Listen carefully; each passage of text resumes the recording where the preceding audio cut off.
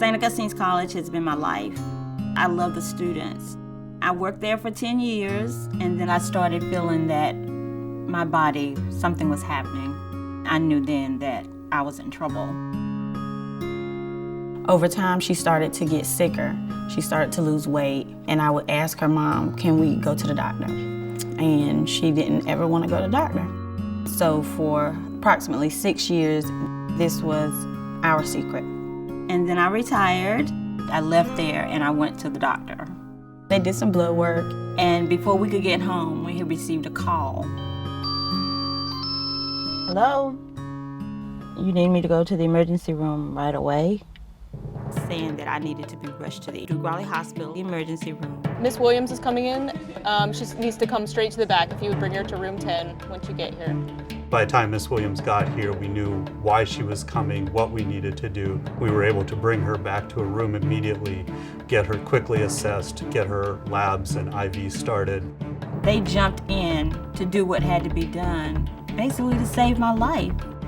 And I appreciate them so much. Her blood counts were extremely low, critically low. You can actually lead to a heart attack or a stroke from not being able to deliver enough oxygen to the rest of your body. And at that point is when they let me know that I was going to have a blood transfusion. What we were most concerned about was bleeding from her lower GI tract. The hospitalist came down to get her admitted. While I was in the hospital, Dr. Hopkins came in to introduce himself to me. And he said, I know you're here for your blood transfusion, but there's some decisions that we're going to have to make. We got the biopsy results back from the scope that they did. Okay. And unfortunately, it looks like it is a cancer, like what we were thinking. And because of the way that it's growing, we're going to need to do some extra work in order to get this thing out. But I got solutions for you. This gentle giant, that's my name for him. He took me by my hand. The C word is hard, for a lot of people. Unfortunately, Mrs. Williams had a locally invasive cancer that, fortunately for her, had not metastasized to her liver or to her lungs, which rectal cancers can do. But it had enlarged and it had grown towards the front, towards the vagina. I didn't know where we would go from here. Fear showed up, but he calmed me so much. He calmed my nerves. That's a lot of scary information, and I know you're really worried, but you've got a great team behind you, and we're gonna get you through this. He said, and I'm gonna be here with you and for you, and so just trust me. And I said to him, I do. And I just needed some time to digest it all, to get it all wrapped around me, to see what am I gonna do next. I was so happy when she decided to go get treatment. It was a big weight lifted off of me. We went on back to the hospital for the appointment, and that's when Dr. Hopkins told us what the steps were gonna be. I had to go see Dr. Agarwal, the oncologist, and I saw his PA first, and she talked to me. All right, so now that we've gone over this, let me go grab Dr. Agarwal and we'll go into more details about things. I don't think I want to see him today. I've really heard it enough. I don't want to hear it again today. I'm sorry, I know this is information overload. She went to tell him that I wanted to go home, and in walks Dr. Agarwal. She was shaken. The first instinct many of us have at that time is to run away from it and hope that it just goes away. Our job at that time was really to support her, help her, give her an idea that there is a good team that will pull together for her, that she won't be alone in this process. I know you've had a rough day. I really just want to go home.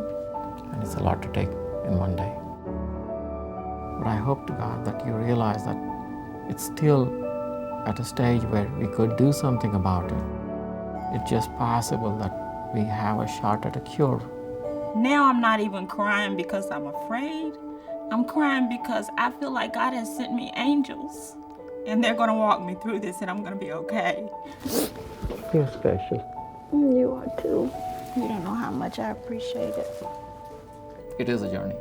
It was essential that there was a complex sequence of surgery, radiation, chemotherapy, another surgery, and then more chemotherapy that had to happen. Dr. Hopkins told me the first thing we have to do is try to get rid of this incontinence. So we went into surgery to to have an ostomy bag, which is irreversible. What I do is life-altering to the patient in a certain extent. Luckily, the wound ostomy care nurses here at this hospital are fantastic. An ostomy is a surgically created opening in the skin. This was going to make it easier for her to be able to take care of her bowels. When I met her, I could see the fighter in her, but I also saw that she had lost a little faith. And so the first meeting with Miss Williams was, it was heartbreaking and it was tough. I struggled so hard with that bag because I was gonna have to learn how to handle it. Okay, Miss Cynthia, are you ready to try this today? She was getting ready to go home and she had not yet changed her own pouch. I can't do it today. You can do it. I really can't. I can't do it. I'm not ready. I said, you know what, you take your time. I'll be back tomorrow and we'll do this again. And she came in with the same loving spirit that my gentle giant had, and she let me cry. She never stopped teaching me. She showed me how I could be strong and I could do it for myself. It was tough, but she did it. Everybody's here to work together. We're here for our patients. After the ostomy bag, I went into radiation and chemo. I had so many reservations about radiation because of where the cancer is located, my privacy. We always think about the patient being number one, so we always keep the patient as comfortable as possible. And I'm going to keep you covered and warm. This is a very targeted linear accelerator. We're able to destroy the tumor and yet spare normal tissue. With 28 treatments, we were able to reduce the size of the tumor that Ms. Williams had. The radiation is done, and so now I have another 4 months to heal and to get myself back together for the next step. And anxiety is back. Bigger than ever, bigger than life itself. This was going to entail 3 surgeons to remove the tumor, a full hysterectomy, and then plastic surgery because the cancer had eaten a hole through the wall between my uterus and my rectum, and that had to be repaired. We knew it was going to be a long day. Dr. Monica Jones will be there. She's with gynecology, oncology. And then Dr. Sanjay Dalyavoy is a plastic surgeon who specializes in reconstruction. This is Miss Cynthia Williams, do a prostatectomy or posterior vaginectomy. When you have a good team with you, with the nurses that are in the room and the anesthesiologists that are helping you out, you don't really notice that the time has gone by because you're concentrating so hard. Surgery was supposed to be 6 to 8 hours. It ended up being 13 hours. You start to get a little worried. It's a lot of pressure. I mean, we want to make sure that we get everything out. If we leave any cancer cells behind, then we're not doing our job. After Dr. Dalyavoy had thrown the last stitch and everything looked so perfect, and it just made you feel really good to know that you'd done a good job that day. We waited until they got her in a room, and so that we could lay our eyes on her. I was so relieved. The doctors, the nurses, the dietary workers, they were all wonderful. How gentle they were with her, how caring, how just loving. I would give them an A+ if I could give it to them. When they come in the room, they reach for me. If it's a smile, if it's a hug, or if they take my hand, they reach for me. And that means the world to me because I need somebody to take me by my hand. They don't know how many times they saved my life. We did a CAT scan after the surgery was all done. This is the area where they did the operation. Right. And there's no spots anywhere.